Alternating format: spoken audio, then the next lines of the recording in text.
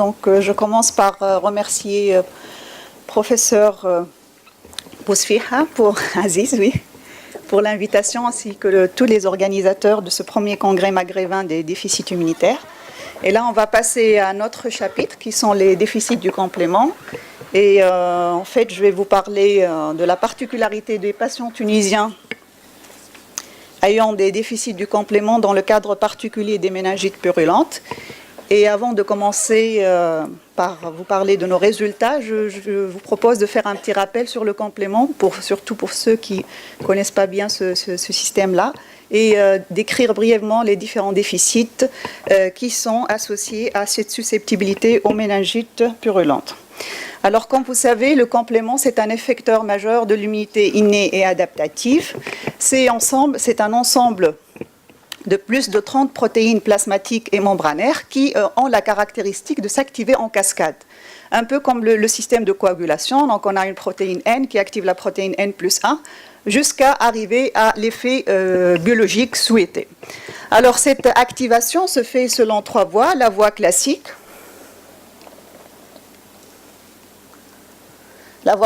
la voie des lectines et la voie alterne. Toutes ces voies convergent au niveau de la protéine C3.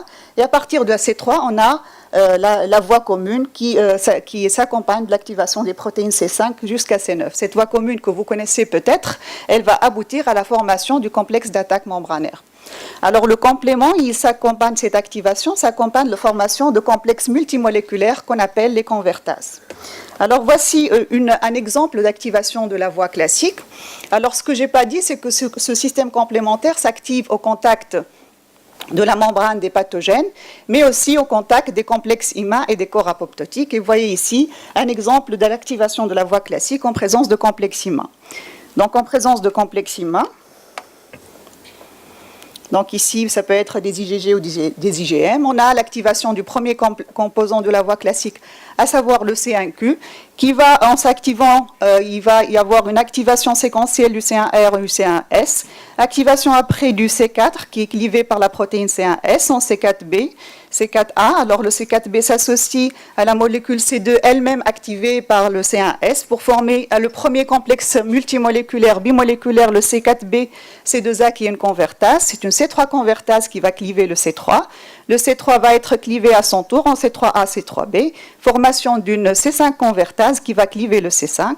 Et à partir de ce moment, on va, initier la voie commune avec une activation séquentielle du C6, du C7, du C8, et puis la polymérisation de la molécule C9 qui va former le fameux complexe d'attaque membranaire qui est lytique sur les membranes des pathogènes.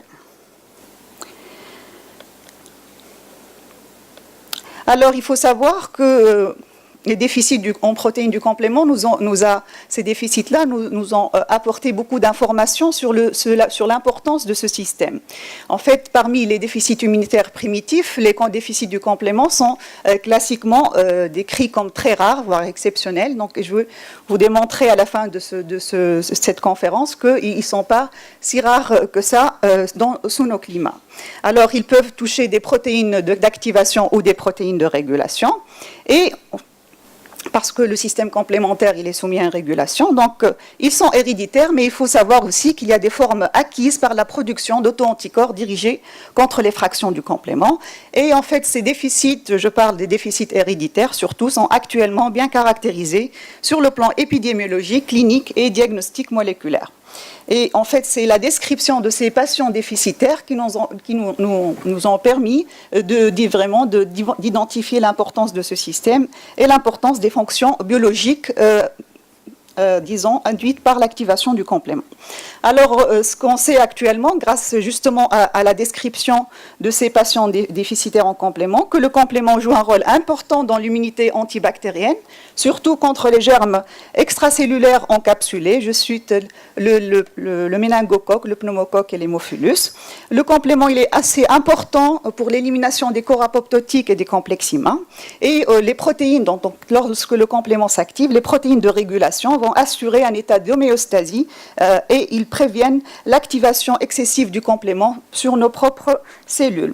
Ce qui se passe lorsqu'on a un déficit, c'est qu'on va devenir susceptible aux infections. donc surtout infection en Neisseria meningitidis. On va avoir une accumulation des corps apoptotiques et des complexes humains, et donc on va devenir susceptible à l'auto-immunité. Et en fait, on va aussi être, lorsqu'on a des défauts de régulation, on va faire de l'œdème, des réactions inflammatoires ou bien des atteintes rénales dues à justement ce défaut de régulation du complément. Alors aujourd'hui, on va parler du premier chapitre qui est la susceptibilité aux infections associées au déficit du complément. Alors, il faut savoir que le complément, il agit dans cette immunité anti-infectieuse. Donc, je répète, c'est surtout l'apanage des bactéries extracellulaires encapsulées qui souvent résistent à la phagocytose. Alors, une bactérie comme Neisseria meningitidis, par exemple, elle active les différentes voies du complément, alterne et lectine, et lorsqu'on produira des anticorps, elle pourra aussi activer la voie classique. Alors, cette activation, bien sûr, elle va aboutir à la formation de ces complexes multimoléculaires, les convertases. On aura la formation du complexe d'attaque membranaire qui est lytique, la lyse. Aussi, l'activation du complément s'accompagne de la formation de petits fragments qu'on appelle opsonines, C3b et C4b, qui vont se fixer sur ces bactéries-là. Ils ont leur récepteur correspondant sur le macrophage, et donc c'est une sorte de colle qui va permettre au macrophage de s'accrocher sur sa cible. Le complément aussi, il s'accompagne de la production d'anaphylatoxines comme le C3A et le C5A qui vont attirer sur le lieu de l'infection les polynucléaires neutrophiles et les activer. Et enfin, le complément joue le rôle d'adjuvant naturel pour le lymphocyte B, et ce rôle est surtout joué par le récepteur CD21 sur les lymphocytes B qui est un récepteur du complément. Alors, quels sont les déficits du complément qui prédisposent aux infections? Il faut savoir que si un maillon de cette chaîne-là, toutes ces chaînes-là, si un maillon est défaillant, on n'aura pas d'activation de la voie correspondance et on deviendra susceptible aux infections. Moi, je vais vous parler des déficits les plus fréquents, les plus associés à cette susceptibilité aux infections, à savoir les déficits de la voie commune, les déficits de la properdine et le déficit de la voie des lectines. On commence par les déficits de la voie commune. Donc, les déficits de la voie commune sont généralement diagnostiqués donc, au déficit de la voie commune, c'est-à-dire des déficits du C5 jusqu'à C9. Donc, généralement diagnostiqués chez l'adolescent ou l'adulte jeune. Ils sont surtout décrits chez l'enfant de moins de 6 mois, donc ça, c'est les données de la littérature, et après l'âge de 5 ans. Ils sont associés, comme je l'ai dit, à des infections à Neisseria meningitidis, surtout les sérotypes rares qui sont Y et W135. Et classiquement, on a décrit des formes de méningite qui ne sont pas très sévères chez ces patients-là. L'explication, c'est que ce sont des patients qui ne forment pas un complexe d'attaque membranaire. Il n'y a pas libération de l'endotoxine qui est responsable du choc septique, et donc le choc va être moins sévère. Alors, les déficits de la voie commune intéressent les protéines du C5 jusqu'à C9. Et ce sont des déficits homozygotes avec une transmission autosomique récessive. Le risque relatif est les 2 6 000 si on a un déficit de la voie commune. Et en fait, il y a des variations ethniques avec le déficit en C7 fréquent chez les Afro-Américains, déficit en C8 chez les Hispaniques, les Africains, et le déficit en C9 qui est décrit quasiment chez les Japonais. Deuxième déficit, c'est un déficit de la voie alterne, et ça intéresse surtout la properdine, donc c'est le déficit qui vient après les déficits du complexe d'attaque membranaire. Alors,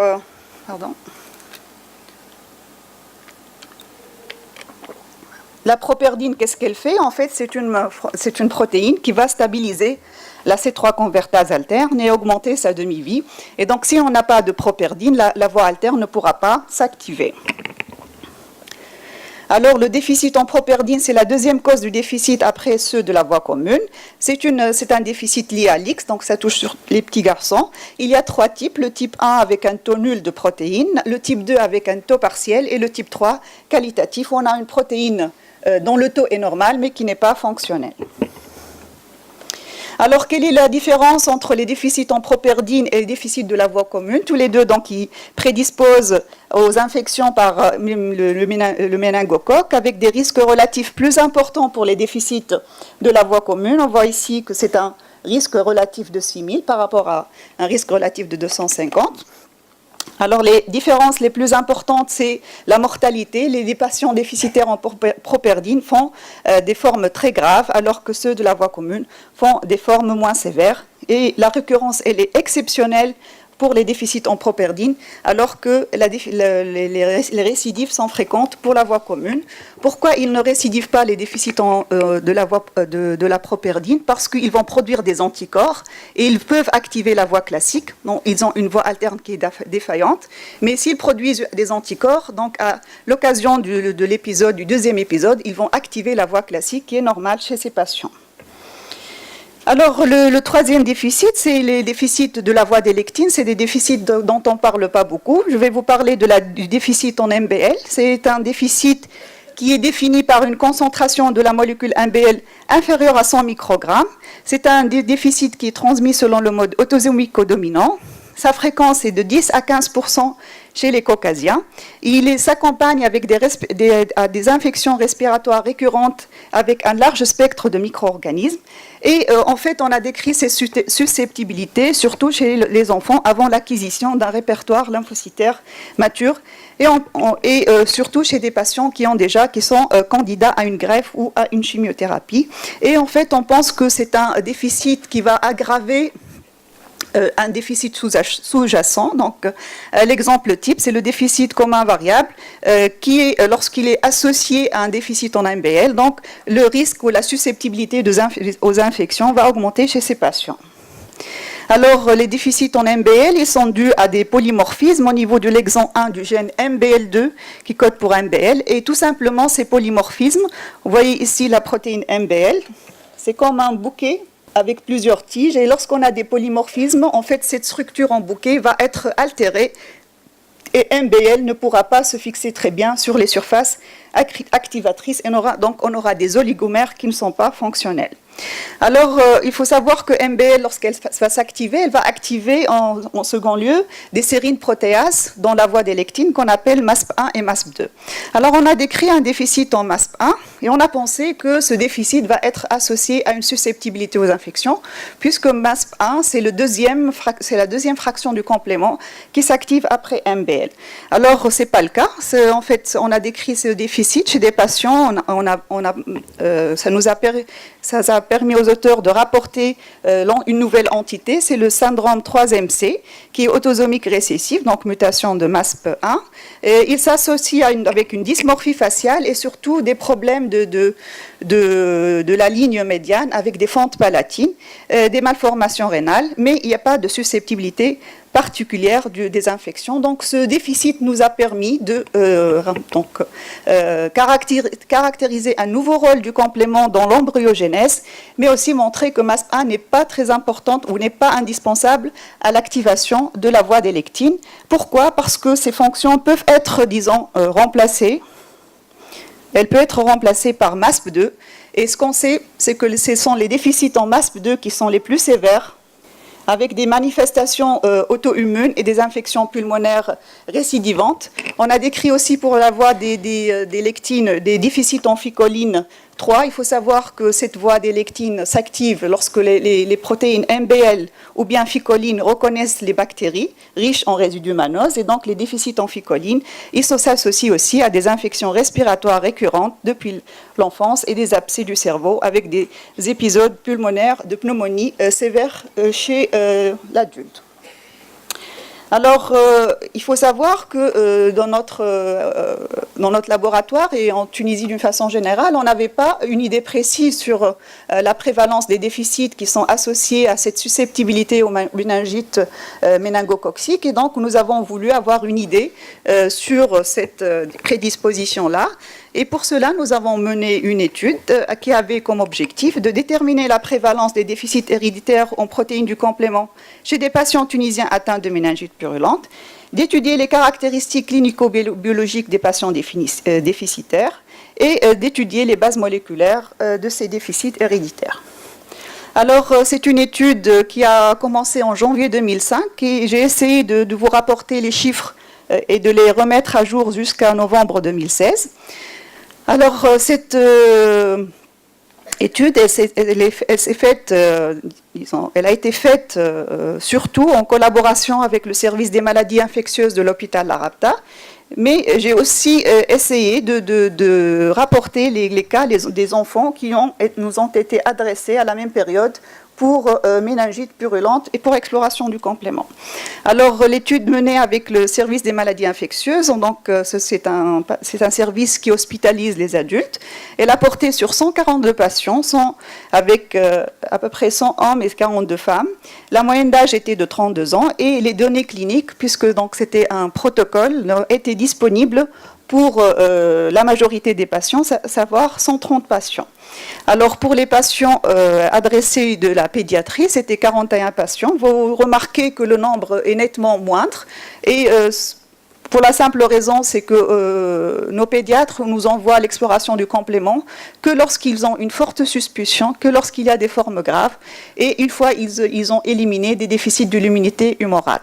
Et donc, lorsqu'on a, disons, compté les cas qui nous ont été adressés, on était à 41 cas, ce qui est un chiffre très loin de la cohorte adulte. Donc, c'était 23 garçons.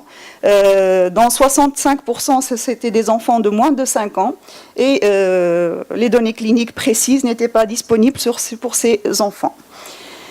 Alors, pour la cohorte adulte, qui comporte 130 patients pour qui les données cliniques étaient bien précisées, donc il faut savoir qu'on avait des antécédents d'infection à répétition chez 18% de la population, des antécédents de méningite chez 9% de la population.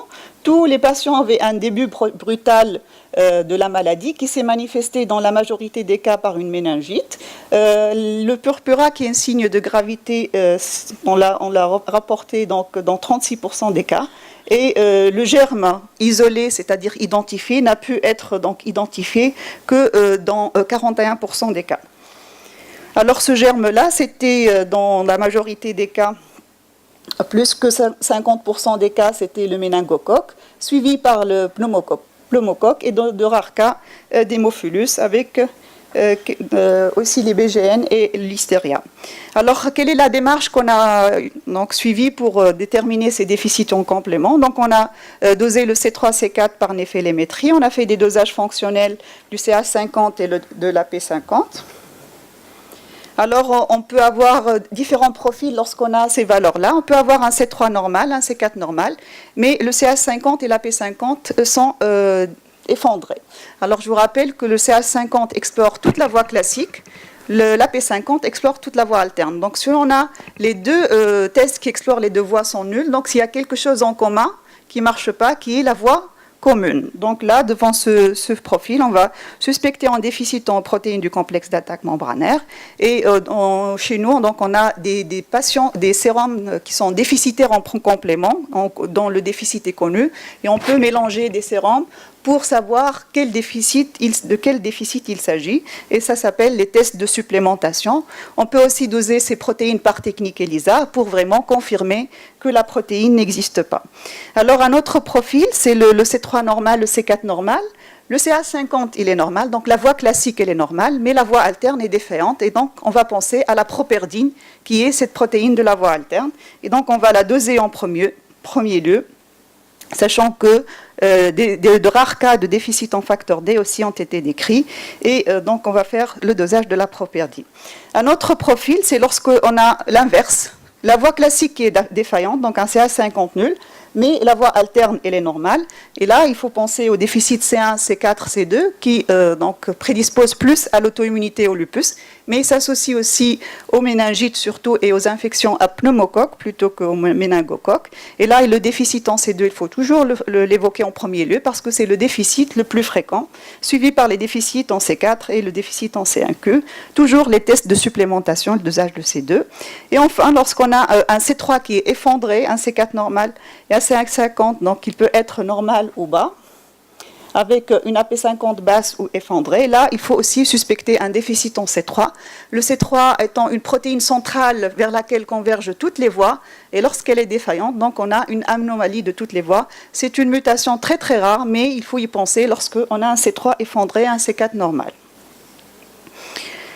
Alors, lorsqu'on a suivi cette démarche, on a pu rapporter, toujours dans cette cohorte adulte, 15 cas de déficit en protéines de la voie commune et 3 cas de déficit en properdine. Donc, ça nous fait 18 déficits, soit 12,3% de la cohorte 4 en C6, 3 en C5, 5 en C7, donc ça, c'est le déficit le plus fréquent, le C7, et 3 en C8. On a aussi pu mettre en évidence 3 cas de déficit en properdine dont un patient avait 50 ans, mais qui a une histoire d'otite et de sinusite à répétition.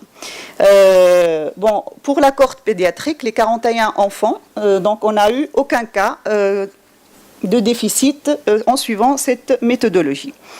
Alors, si on s'intéresse au profil clinique et biologique des patients déficitaires et si on compare les déficitaires versus les non déficitaires, donc ici on a tous les patients dont les renseignements cliniques étaient disponibles, donc on avait 16 cas sur les 18 et pour les non déficitaires c'était le 113 et le total ça fait 130, ce sont les patients pour qui on avait des données cliniques qui s'étaient bien précisées. Alors ce qu'on remarque c'est que les déficitaires avaient un âge significativement plus bas, 24 ans pour le premier groupe versus 36 ans. Ils avaient des antécédents de méningite, mais c'est 25% versus 6,1%, c'est-à-dire qu'il y a un quart qui rapporte une histoire de méningite des antécédents, c'est-à-dire que les 3 quarts n'avaient aucun antécédent de méningite ou de méningite. Alors le purpura, il était rapporté dans 62% des cas des déficitaires, et je vous rappelle que le purpura c'est un signe de gravité, et donc nos malades étaient relativement plus graves que les non déficitaires.